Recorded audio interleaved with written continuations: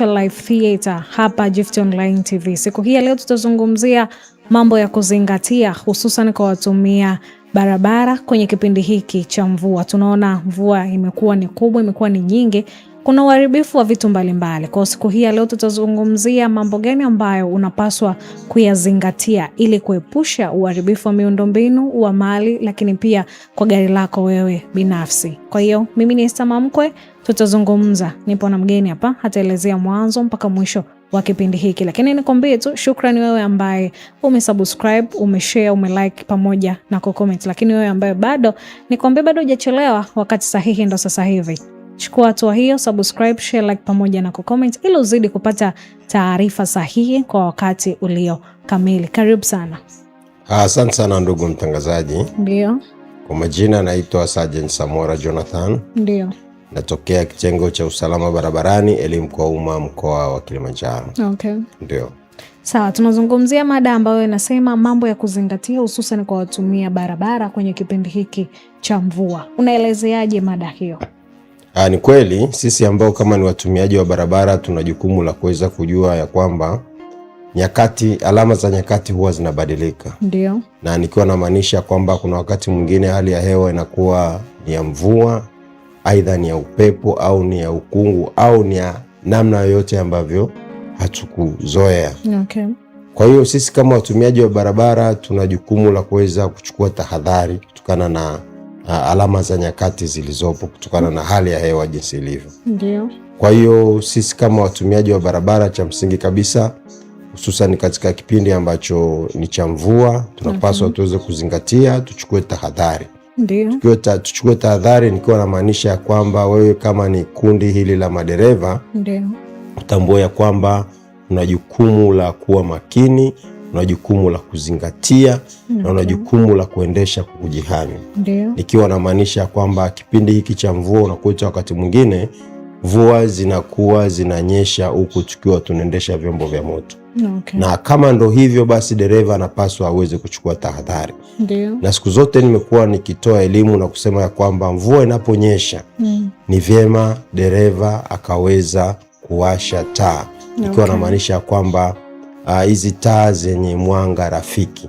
Kuna wakati mwingine mvua inanyesha panakuwa na uono hafifu. Ndio. Kwa hiyo dereva anapowasha taa zenye mwanga rafiki katika hivi vyombo vya moto vinamsaidia mtumiaji mwingine wa barabara kuweza kujua ya kwamba kuna chombo kiko barabarani na kinatumika. Yaani inamtafadhalisha mtumiaji mwingine wa barabara aweze kukiona kile chombo kwa haraka na kwa wepesi zaidi. Ndio. Lakini tumekuwa vile tukitoa elimu kwa madereva kuhusiana na kipindi cha mvua kwamba kuna wakati mwingine mvua huwa zinanyesha.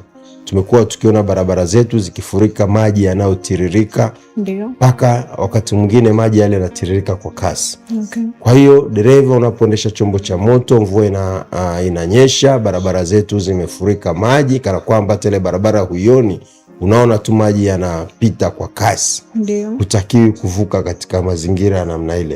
Okay. Na badala yake unapaswa aidha urudi ulikotoka au uwe na subra, uweze kusubiri mpaka pale hali itakapokuwa shwari ndipo uweze kupita katika ile barabara. Unapita barabara ambayo unaiona. Sio unapita barabara maji yamefurika barabarani yanapita kwa kasi, alafu wewe unajiaminisha kwamba mimi naweza nikapita katika nyakati za namna hiyo. Lakini sio barabarani tu. Kuna wakati mwingine hata madaraja yetu yanakuwa yamejaa maji mpaka maji yanafurika yanapita pale juu ya daraja pale. Okay. Kwa hiyo tunatoa wito tunapokutana na mazingira ya namna hiyo, dereva usijiaminishe ukajiona ya kwamba unaweza ukavuka katika hali ya hewa inapokuwa ni ya mvua, maji yanafurika na kupita kwa kasi katika barabara au katika madaraja, na badala yake uchukue tahadhari aidha kwa kurudi au kwa kusubiri mpaka hali itakapokuwa shwari. Okay. Lakini vile nikasema ya kwamba kuna wakati mwingine hali ya hewa inakuwa ni ya upepo, aidha upepo mkali. Kwa dereva anapaswa aweze kuchukua tahadhari, hata ikiwezekana aweze kupaki chombo chake maeneo ambayo ni salama. Asiendeshe chombo cha moto katika nyakati ambazo kuna upepo mkali sana unavuma, kitu ambacho kinaweza kukatarisha usalama wa yule dereva au usalama wa mtumiaji mwingine wa barabara. Lakini nyakati za ukungu dereva naye anapaswa aweze kuchukua tahadhari. Kuna wakati mwingine mvua inanyesha, kunakuwa na ukungu, kwa hiyo dereva anapaswa aweze kuchukua tahadhari. Okay. Ndio. Sawa, umezungumza kuhusiana pengine kwenye madaraja maji yanakuwa yamejaa, pengine ni njia tu kawaida, pengine kuna mteremko kutoka sehemu nyingine maji yanashuka. Ni nini ambacho anapaswa kufanya? Anatakiwa peleke, let's say ni gari la abiria ama ni ambulance, magari ya emergency haya. Ukisema asubiri, pengine ana mgonjwa, atachukua muda, ule mgonjwa anaweza kupoteza maisha. Nini kifanyike pale ili kiweze kuokoa yale maisha ya mtu ambaye amebeba kwenye gari? Cha kwanza kabisa, dereva huyu anapaswa aweze kuwa na subra. Okay. Aweze kuwa na subra, na hata ikiwezekana wakati mwingine atoe taarifa katika vikosi vyetu vya uokoaji. Okay. Vikosi vyetu vile vya maafa. Tuna kikosi kama cha zimamoto na uokoaji. Au vikosi vingine ambavyo ni mahususi kwa ajili ya kushughulikia masuala ya maafa panapotokea hali ya namna ile. Okay. Kwa cha msingi zaidi, dereva awe mtulivu na aweze kuwa na subra na asiweze kuvuka katika nyakati ambazo mvua zinanyesha, maji yanapita barabarani kwa kasi kubwa. Okay. Badala yake awe mtulivu mpaka hali itakapokuwa shwari, ndipo aweze kuendelea na safari yake. Okay, sawa. Mtazamaji wa Gift Online TV, kwa dhamini kubwa ni maji ya uzima. Maji haya yanapatikana ndani ya huduma tu ya Mlima Moria Ministry yuko chini ya mtumishi wa Mungu Gideon wa Maili 6. Maji haya huwezi kuyapata sehemu nyingine yoyote zaidi tu ndani ya huduma. Kama unatokea Moshi mjini, utapanda magari ya kwenda Maili 6, Machame, Sanya pamoja na Arusha. Utashukia kituo cha mashine, utakutana bango kubwa la ratiba za ibada. Siku ya ibada ni siku ya Jumatano, Ijumaa pamoja na Jumapili. Jumatano na Ijumaa muda ni saa 8 mpaka saa 11. Lakini siku ya Jumapili ni saa 6 mpaka saa 10:30. Nyote mnakaribishwa kupata maji haya. Nikukumbushe, sio sehemu nyingine yoyote, ni ndani tu ya huduma ya Mlima Moria Ministry. Tukiendelea na mada inayosema mambo ya kuzingatia hususan kwa watumia barabara kipindi hiki cha mvua. Tunaona mvua ni nyingi sasa hivi. Tumezungumza na ni kwa nini hasa sasa kama kwenye madaraja, tukio sasa hivi tunaona hali ndo zimeanza za mvua. Kwa nini yasifanyiwe marekebisho mpaka tukio litokee ndo vinafanyiwa marekebisho? Kuna wakati mwingine unakuta hali ya hewa labda ni ya mvua kubwa kama ambavyo nimezungumza. Ndio. Kuna wakati mwingine unakuta haya madaraja labda hayahitaji matengenezo. Lakini sema tu ni hali ya hewa, mvua zimenyesha, maji yametiririka huko alikotoka, yamekuwa kwa kasi au yameongezeka kana kwamba paka yanafunika ya madaraja yetu.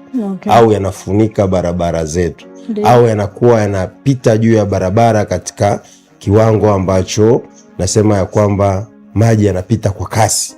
Okay. Kwa nyakati za namna hiyo tunapaswa tuweze kuchukua tahadhari, sisi ambao ni watumiaji wote wa barabara. Okay. Wewe kama ni mtembea kwa miguu, unapokutana katika hali ya namna hiyo, hutakiwi kuvuka katika maji ambayo yameenea barabarani, ambayo yanapita kwa kasi. Tuwe na subra na tuweze kuzingatia usalama wetu kwanza. Okay. Katika msimu ya mvua mwaka jana, miaka iliyopita, ni jambo gani lilitokea kubwa ambalo likasababisha ama limefanya sasa hivi umakini uzidi zaidi? Ni kweli kuna kipindi fulani tumekuwa tukiona picha mbalimbali mjongeo katika mitandao ya kijamii kwamba mvua zimenyesha baadhi ya maeneo fulani. Lakini tumekuwa tukiona baadhi ya watumiaji wa barabara wamekuwa wabishi. Okay. Tuliona baadhi ya picha moja hivi ilikuwa na trend katika mitandao ya kijamii. Mvua imenyesha, maji yanafurika barabarani. Ndio. Kana kwamba maji yale yalikuwa na kasi kubwa. Dereva mmoja akajiaminisha kwamba anaweza akapita. Mwisho wa siku akajikuta amesombwa na yale maji. Okay. Kitu ambacho ni hatari. Kwa hiyo sisi ambao ni watumiaji wa barabara tunapaswa tuweze kulizingatia hilo. Tuchukue tahadhari kwa sababu usalama wetu ndio kila kitu. Wewe kama ni mtembea kwa miguu, unapokutana katika hali ya namna hiyo, upaswi kuendelea kufanya matumizi ya barabara. Uwe na subra mpaka pale hali itakapokuwa shwari. Sawa, hivi ningependa kufahamu, ni sahihi wewe dereva upo ndani ya gari, unaona kabisa pale mbele kuna maji mengi na kuna watu wanatembea kwa miguu, unapita spidi, hizo swala ni sahihi? Cha msingi zaidi kama ambavyo nimesema, tuendelee kuchukua tahadhari kwamba tunapoona labda maji yanapita barabarani alafu ukajiaminisha kwamba unaweza ukapita kwa spidi, hapana, hii ni hatari sana.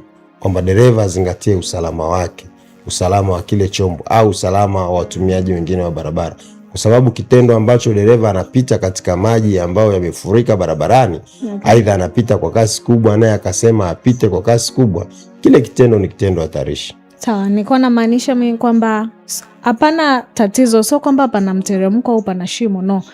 Maji tu yamesimama, lakini kuna watembea kwa miguu wanatembea, na wewe unaona pale pana maji na watu wanatembea kwa miguu, na unajua nikipita spidi nitawachafua wale wengine, lakini unafanya jambo hilo. Ni sahihi?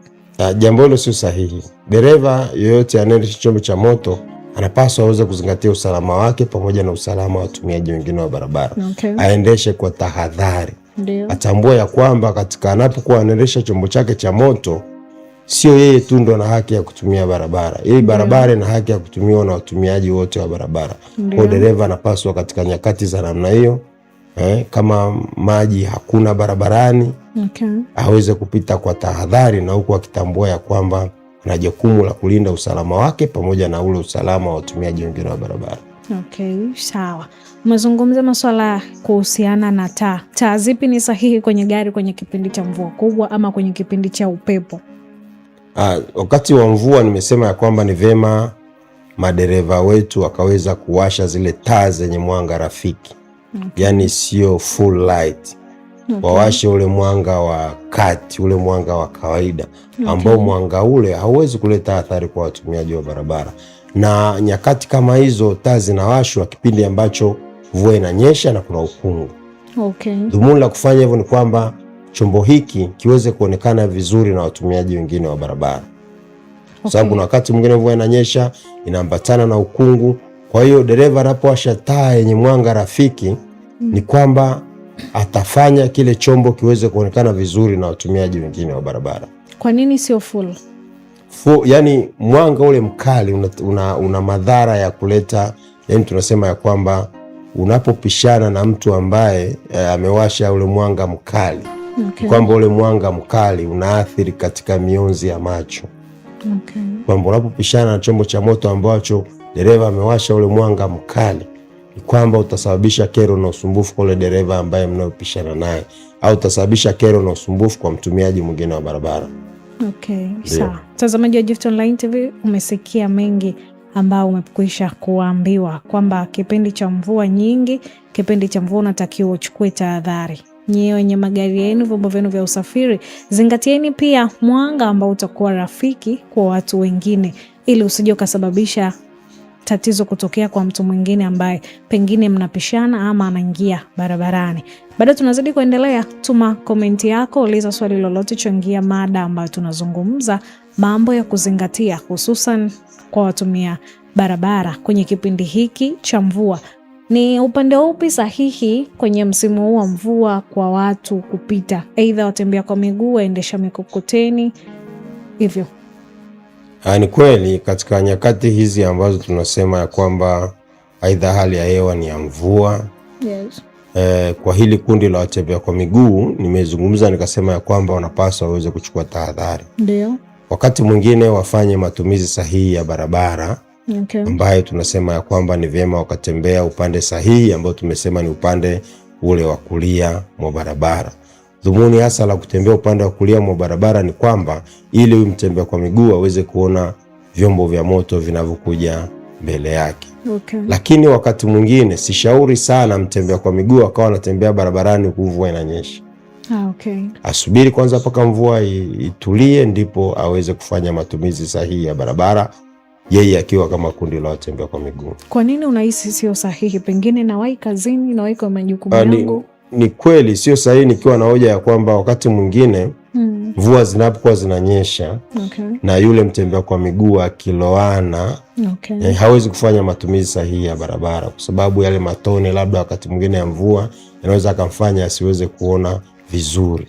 Au wakati mwingine mvua ikinyesha, labda mvua ile ina ukungu, kwa hiyo hawezi kuona vizuri. Au wakati mvua inanyesha unaweza kuwa na maji mengi, ikatokea ile maji labda aidha ameteleza, ameanguka, au wakati mwingine hata akasombwa na maji ambayo yanayotoka kutoka sehemu moja kwenda sehemu nyingine. Kwa hiyo sisi kama jeshi la polisi tunashauri na kusema ya kwamba kipindi cha mvua kwa ili kundi la watembea kwa miguu wasipende kutembea barabarani mvua ikiwa inanyesha, kwa sababu ni hatari kwao. na badala yake ikiwezekana basi labda wapande vyombo vingine. Nazungumzia labda kama bajaji, wapande taksi, wapande magari ya abiria. Huko ndiko kuchukua tahadhari kuliko kuendelea kutembea kwa miguu. Okay, upi wito wako kwa wazazi, walezi, lakini pia walimu? Tunaona pindi mvua zinanyesha watoto wanatolewa mashuleni. Upi wito wako katika kulinda watoto masuala mazima ya barabarani? Ni kweli sisi kama jeshi la polisi kitengo cha usalama barabarani tunatoa rai kwa wazazi, walezi na hata wanafunzi wenyewe ambao ni kundi la watoto. Okay. Wasipende kucheza nyakati mvua zinanyesha. Sababu watoto hawa wanafunzi wakati mwingine unakuta labda mvua zinanyesha wao wanacheza barabarani. Au wakati mwingine mvua inanyesha wao wanatembea barabarani. Kitu ambacho ni hatari, wanaweza wakateleza na kuanguka na kuweza kupata madhara. Lakini vile vile wazazi watambue ya kwamba wana jukumu la kulinda usalama wa hawa watoto ambao tunasema kwamba ni makundi maalum. Kwamba mzazi achukue tahadhari hususan katika kipindi kile cha mvua. Wakiona mvua ni kubwa sana, maji yamefurika barabarani, basi wasiwaruhusu watoto wakaenda shule. Hususan hawa wanaenda shule katika kwa kutembea kupitia miguu yao wenyewe. Hata kama wanaenda shuleni kupitia magari ya school bus. Na nyakati nyingine unaona kabisa labda kuna mvua kubwa, mvua ina upepo, kuna ukungu, maji yamefurika barabarani. Watoto wasiende shule katika nyakati za namna hiyo. Na badala yake wasubiri mpaka hali itakapokuwa shwari ndipo waende. Vile vile wazazi au walezi watambue ya kwamba nyakati ambazo unakuta hali ya hewa ambayo sio rafiki, waweze kuchukua tahadhari kwa hao watoto. Tahadhari namna ambavyo wanaweza wakawaelimisha namna gani ambavyo wanapaswa waweze kufanya matumizi ya barabara. Kwa hiyo si vyema watoto wakaenda shule huku mvua zikiwa zinanyesha, na ukiangalia kuna maji yamefurika barabarani, na ukiangalia labda hali ya hewa ni ya ukungu au ni ya upepo. Hii sio sawa kwa mustakabali ya watoto. Okay, sawa. Tukifika tamati, ningependa kufahamu, ungependa kutoa wito kwa watembea kwa miguu lakini pia madereva wote ili kuhakikisha usalama barabarani? Asante sana. Ningependa nitoe wito kwa ile kundi la watembea kwa miguu ambalo ndilo kundi linaloongoza kuwa na idadi kuliko makundi yote yanayotumia barabara. Waweze kuzingatia matumizi sahihi ya barabara kwa watembea kwa miguu. Waweze kuzingatia namna sahihi na namna bora ya kuweza kuvuka barabara. Vile vile waweze kuchukua tahadhari nyakati zote.